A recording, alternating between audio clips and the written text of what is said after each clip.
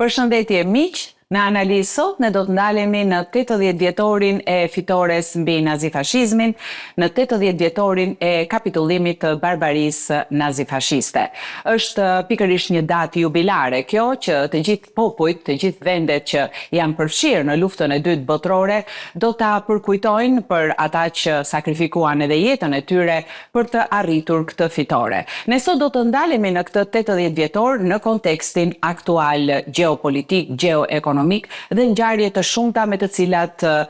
bota po përballet. I ftuari im sot është eksperti të drejtës ndërkombëtare, pedagog në Universitetin Mesdhetar të Tiranës, Redion Luli. Përshëndetje, Redion. Përshëndetje. Do të ndajmë së bashku këtë bashkëbisedim, këtë analizë për të sjellë në vëmendjen e të gjithëve një datë, 80 vjetorin e fitores mbi nazifashizmin, lufta e dytë botërore, pasojat e saj, por par kjo pavarësisht domethënë edhe ka dhe emërtime të ndryshme, është edhe dita e Europës që festohet më 9 maj, dita europiane e fitores, por edhe dita e fitores mbi nazifashizmin. Dhe gjithsesi të gjitha kujtojmë këtë si një ditë fitoreje. Kjo ditë fitoreje si ka mbritur në 80 vjetorin e saj, në situatën geopolitike në të cilën ndodhemi. Atëherë, duhet thënë pikës pari se një për rezultatet kryesore të fitores mbi nazifashizmin ishte frenimi i një makinerie vrasëse, apo asaj makinerie që krijoi kushtet për një vetvrasje kolektive në zemër të Europës, që mori për masa të frikshme, me humbje njerëzore që për shtetet caktuara, për shembull si Bashkimi Sovjetik, arrin shifrën mbi 28 milion, 6 milion në Poloni, 5.5 milion hebrej, të cilët ishin pjesë e një politike shfarosje etnike. Rëndësia më e madhe është që u arrit që nëpërmjet kësaj fitore të koalicionit anti-hitlerian t'i rikthehej sovraniteti i humbur dhe liria shumë popujve europian, si Austria, Belgjika, qoftë Shqipëria, apo shumë vende të tjera le të themi të zhvilluara që janë pjesë e Bashkimit Evropian sot e kësaj dite. Rezultatet kryesore të saj janë që botës mbar ju dha një mësim, të paktën agresorëve ose boshtit të Rom, Tokyo, Berlin, se të gjithë agresorët që do të guxonin në të ardhmen të ndërmerrnin një nismë të tillë, pra të fillonin një luftë për masave gjykatare si ajo, pra si lufta e dytë botërore, do të përballeshin me humbjen e plotë të shtetshmërisë, me një default plot ekonomik, siç ndodhi dhe me Gjermaninë që u detyrua, le të themi, humbi pjesë territoriale të saj, humbi shtetshmërinë e saj, u detyrua të paguajë reparacione e luftës dhe kështu me radhë. Është një datë shumë e shënuar sepse në vitin 1949, pak në për drejtën ndërkombëtare, fillon bashkëpunimi në kuadër të koalicionit anti-hitlerian për t'i dhënë jetë një gjallësi, një organizate ndërkombëtare siç është OKB-ja, e cila për hir të vërtetës anatemohet sot për pozicionet që mban lidhur me ato konflikte që na shqetësojnë neve sot, le të themi, në aktualitetin e sotëm, por pak tjetër që nuk mund të jetë poshtë roli dinamik që ajo ka patur, duke filluar nga vitin 1945 dhe deri në ditët e sotme për të shmangur të paktën një konflikt tjetër, pra një luftë të tretë botërore që do të ishte shkatrimtare për të gjithë. Ka një rëndësi shumë të madhe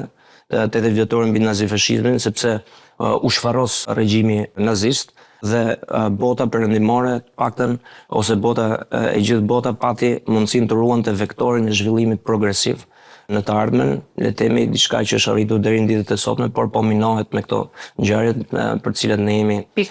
në dieni. Madje 80 vjetori ka dhënë fund edhe një fenomeni shumë negativ siç kanë qenë regjimet kolonialiste. Pra pas përfundimit të luftës së dytë botërore, nisi procesi i fitimit të pavarësisë të rreth më shumë se 100 shteteve të reja që u shfaqën në hartën politike të botës. Dhe kanë kaluar 80 vjet, sigurisht që juve përcollët të gjitha mesazhet që kanë ardhur nga kjo ngjarje epokale në historinë e njerëzimit, dhe tashmë kemi një aktualitet tërësisht të ndryshëm, kemi riarmatimin e Europës, kemi luftën në Ukrainë, kemi deklarata të liderëve të ndryshëm botëror që thonë që mund të jemi në prag të luftës së tretë botërore për fat të keq, dhe të gjitha këto tregojnë se ne kemi nxjerrë mësime nga historia. Për hir të vërtetës,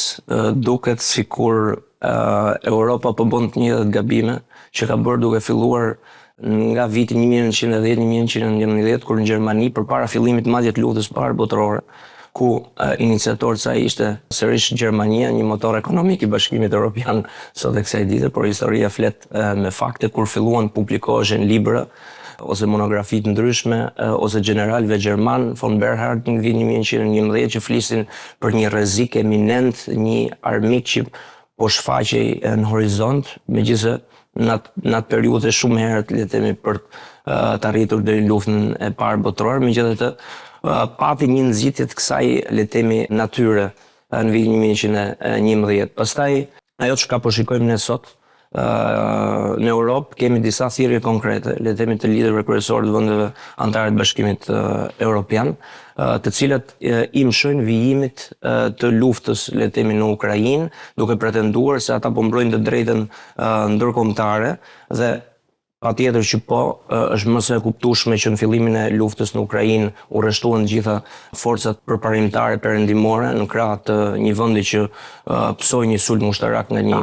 shtet tjetër, ama Europa, të cilin ne e njohim si një faktor kryesor për proceset paqësore në periudha të caktuara, shumë kruciale për fatet e njerëzimit, që nga fillimi, le të themi, i këtij konfliktit armatosur në Ukrainë, nuk ka paraqitur asnjë lloj platforme për zgjidhjen paqësore të këtij konflikti. Europa mendon se nëpërmjet një riarmatimi do të shlyejë ato gabime, le të themi, që ka bërë kundrejt popullatës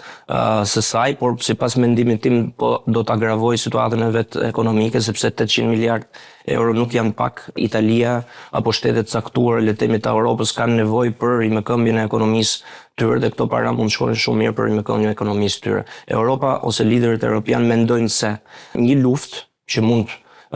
të vijoj, le të themi, sipas këtyre deklaratave, mes popujve evropian, po të lëm, le të themi, hipotetikisht jashtë Shtetet Bashkuara të Amerikës, të cilët janë angazhuar në një proces paqe, dhe është vetmi alternativë, le të themi, pozitive e ditëve të sotme që duhet të ishte përshtetur nga liderët evropian, që të kishte një rezultat pozitiv. E shihni të pamundur tryezën e bisedimeve? Sigurisht që ka pasur përpjekje deri tani, ka pasur edhe nga pala ruse, ka pasur një lloj, le ta quajmë, predispozite për të biseduar, por ka një ngërç ndoshta, apo ka një moskuptim, sepse nëse politikisht, diplomatikisht, të gjitha palët shfaqen me dëshirën për të ulur në tryezën e bisedimeve, përse nuk realizohet kjo? Atëherë, gjatë këtyre 3 javëve të fundit shikojmë tentativat ose mërzinë e liderëve evropian, sipas të cilëve ata nuk po bëhen pjesë e tryezës bisedimeve midis Shtetit Bashkuar të Amerikës, Ukrainës dhe Federatës Ruse, por po të shikojmë retorikën para 3 viteve të vendeve evropiane, ose thirrja e kohëve të fundit për riarmatim të Europës, kjo dëshmon qartë që Europa nuk, ose liderët e saj, nuk po shfaqin vullnet të ulen në tryezën e bisedimeve, gjë që po e bëjnë Shtetet e Bashkuara të Amerikës, të cilët në një mënyrë ose në një tjetër po menaxhojnë, le të themi, ose po administrojnë ato humbje të NATO-s, le të themi, edhe pse nuk kemi një konfrontim NATO-Rusi, por kjo ndihmë ushtarake që është dhënë Ukrainës nuk ka çuar rezultatet e pritshme, madje ka fuqizuar Rusinë deri diku ushtarakisht, dhe po e favorizon atë në mbledhjen e territoreve të tjera. Nëse do të flisim për Federatën Ruse, a ka vullnet? Sigurisht në letër, në tryezë, pala ruse është ulur, ka pranuar thirrjen për zbutje, le të themi, të konfliktit dhe për të dhënë zgjidhje diplomatike nëpërmjet ndërhyrjes së Shtetit Bashkuar të Amerikës. Vizitat e emisarit Witkoff, Shtetet Bashkuara të Amerikës, dëshmojnë që midis këtyre dy superfuqive po bëhen tentativa për të riaktivizuar marrëdhëniet e shëndosha, le të themi, dypalqe në shumë sfera, sidomos në atë ekonomike, por sipas mendimit tim, nëse do të ketë një marrëveshje, kjo marrëveshje do të jetë një marrëveshje me thikën në grykën e liderit Ukrainës Zelenski, sepse Federata Ruse kam përshtypjen që nuk ka interes për momentin të ndalojë sulmet në territorin e Ukrainës, nuk ka arritur dot të rimarrë të 4 subjektet e federatës që nëpërmjet një referendumi, siç pretendon ajo, janë bërë pjesë zyrtare de jure të janë përfshirë në kushtetutën e Federatës së Ruse, dhe lideri rus ka një detyrim karshi, le të themi, popullit vet për të garantuar atë qëndrimin e tij në pozicionin që ka në të ardhmen për t'i rikthyer të gjithë plotësisht kufit e këtyre 4 territoreve, le të themi Zaporozhës, të Hersonit, të Luganskut dhe të Donetskut. Dhe këtë shikojmë qartazi në ato pretendimet që ka pala ruse, në ato bisedimet e para me palën amerikane, ku është bërë qartë që ka vendosur disa kushte, pra mos vijimin e armatimit të ushtrisë ukrainase, mos shpërndarjen e informacionit, le të themi midis shërbimeve inteligjencës të perëndimit dhe të Ukrainës, ndërkohë që sulmet ruse gjatë kësaj kohe nuk kanë ndalur, edhe me drejt nuk kanë ndalur edhe sulmet e ushtrisë ukrainase, sepse po shikohet që duket sikur me këto deklarata Rusia po merr kohë dhe ndërkohë do të vijojë mëtej deri mbrapsjen e plot nga territori i rajonit të Kurskut të ushtrisë ukrainase, në mënyrë që në të ardhmen, nëse do të ulet konkretisht në tryezën e bisedimeve, të jetë le të themi pak më superiore në të gjitha senset e kësaj fjale për të vendosur kushtet të tjera, sepse deri tani me drejt Ukraina pretendon disa kushte konkrete garancie për të ardhmen e saj, ndërkohë që retorika ruse është e ngjashme me një politik të le të themi dorëzimit nga ana e Ukrainës dhe plotësimit të kushteve vetëm të njërës palë dhe jo të dyja palëve. Dhe ndërkohë po jetojmë edhe në një situatë të ngarkuar gjeoekonomike, por në fakt kur bëhet fjalë për gjeoekonominë, pastaj është politika ajo që është edhe zëdhënëse e këtyre problemeve dhe ajo që shpresojmë do t'i zgjidhi është fjala për tarifat e presidentit Trump, tarifa të cilat kanë përfshirë pothuajse të gjithë globin, edhe që nuk e bëjnë më të lehtë vendimarrjen politike, sepse ka patur reagime të shumta të liderëve botror, kryesisht të Kinës, e cila është edhe ekonomia e dytë e botës më e goditura për sa i përket këtyre tarifave, e cila ka reaguar pak a shumë me të njëjtat tarifa, dhe të gjitha këto duket sikur në një farë mënyre po ju japin të drejtë atyre që analistëve, ekspertëve ndërkombëtar që thonë se po ndërtohet një rend i ri botror. Cili do të ishte vlerësimi juaj për këtë? Atëherë, po të referohemi historisë pak më të hershme, nuk është hera e parë që Shtetet e Bashkuara të Amerikës, le të themi, zhvilloi një politikë tillë, po të referohemi viteve 30 dhe depresionit të madh. Kemi një ligj në atë kohë që hyri në fuqi në Kongresin Amerikan, që është ligji Smoot-Hawley, pra nëpërmjet cilit u rritën me 7 qershor 1930. Po, me gjithë kundërshtimet e ekspertëve, afaristëve, tregjeve vendosën tarifat ashpra doganore mbi 20.000 mallra importi. Dhe pastaj është historia me presidentin Ford, me presidentin Hoover. Le të themi që në kuadër të asaj që sapo thatë ju, pas 2 viteve, pas vendosjes së këtyre tarifave në atë periudhë kohore, pati një rënje të eksporteve amerikane me 40%. Pra një tronditje fort për ekonominë amerikane. Në vitin 1971, presidenti Nixon në atë kohë ndaloi konvertimin e dollarit në ardhe, pas 19 muajve ra një prej sistemeve më të forta, le të themi të konsoliduara, të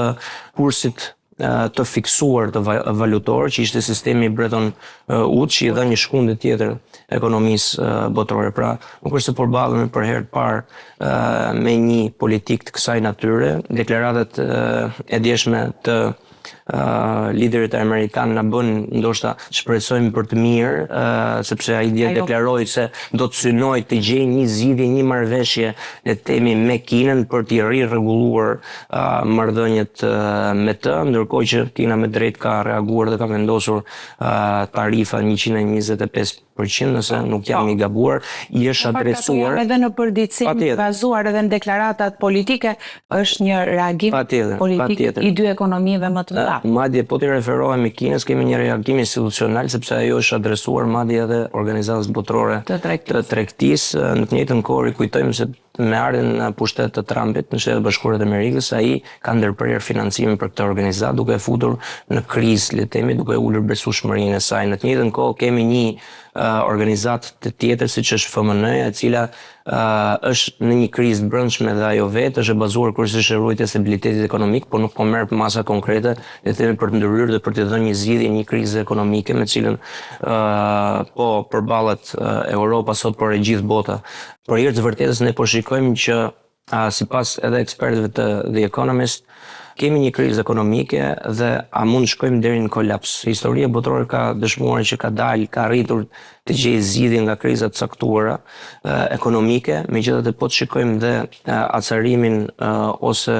të situatës dhe konfliktet armatosura, rezultati i cilës janë edhe sigurisht këto krizat ekonomike, ne mund të jemi realisht shumë afër një konflikti tjetër me përmasa globale. Do të jetë detyra kryesore e disa organizmave të cilat për hir të vërtetës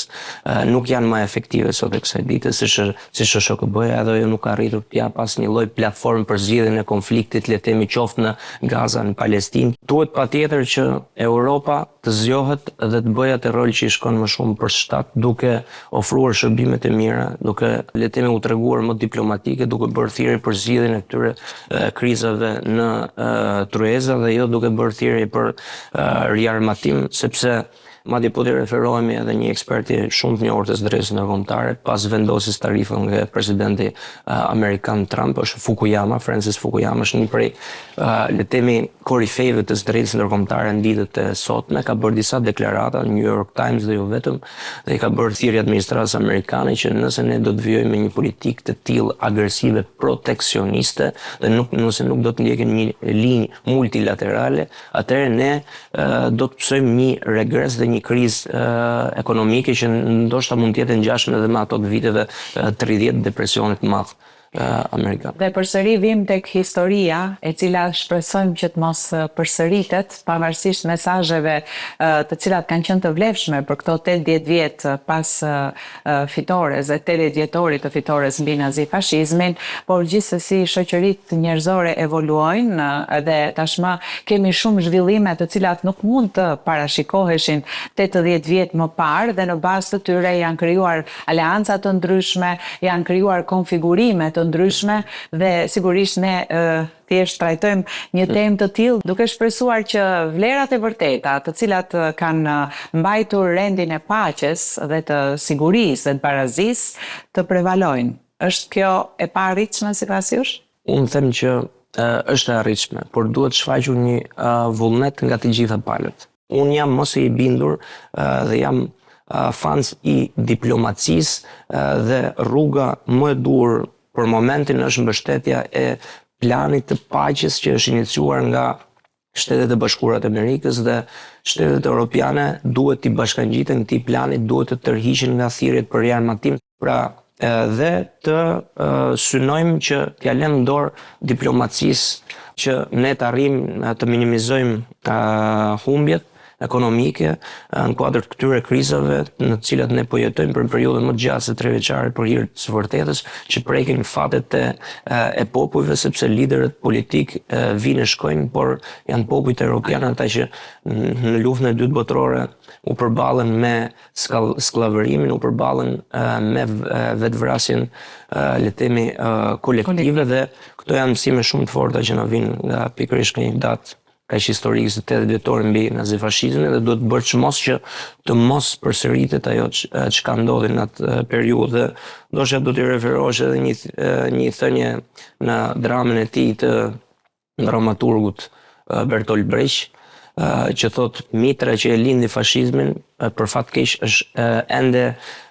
le të themi fertile sot. Dhe ky është një mesazh i fortë, na vjen nga viti 1941, por mbetet aktuale ende sot e kësaj dite.